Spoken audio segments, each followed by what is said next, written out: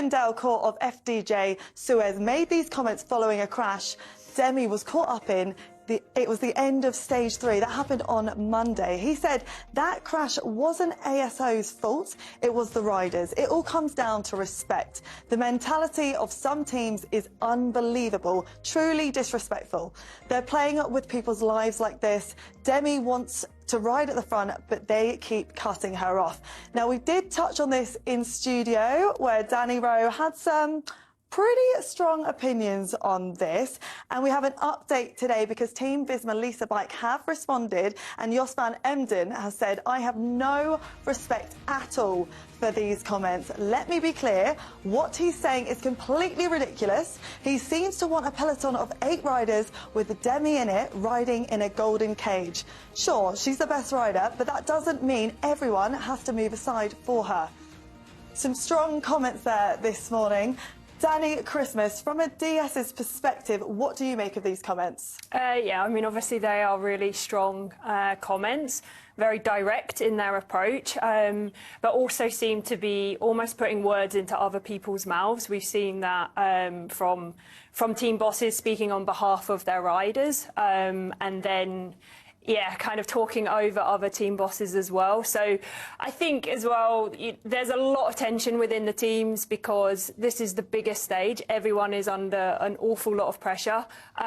So I'm not sure how the riders in those teams will feel about this when they have enough going on the bike. They want to perform at their best, and there's now an awful lot of noise that's going on around them that they have to deal with in the media as well. I'm sorry, but there's absolutely no way the riders are going to be approaching that 3.5 kilometres to go saying, do you know what, I'm going to cut up Demi Vollering because she's the biggest threat to us. Like, I completely agree to some respect with Jos van Emden because everyone deserves the right to be there. This is the Tour de France Femmes, so, you know, they are going to be fighting for position.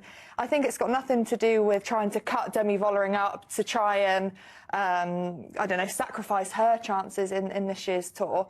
It's just to do with this being the biggest bike race in the world, and this is background noise that she just doesn't need, and it is, you know, she's not asked for this here. I think she has fueled the fire in the past with different things that have happened, but here, you know, these margins are so small, and this is energy that she is going to be now expending with all of this noise going on in the background, with these DSs now fighting between each other, who's right, who's wrong, and ultimately they just need to focus on their performance, and that's the DS's job, to take all of that away from them. And actually what they're doing is they're adding to that energy that's going to take away from what they need to do here on the bike race. Yeah, this can't be ideal preparation for those riders involved with this conversation. Audrey, Demi Vollering always seems to be involved with the noise. Why is that?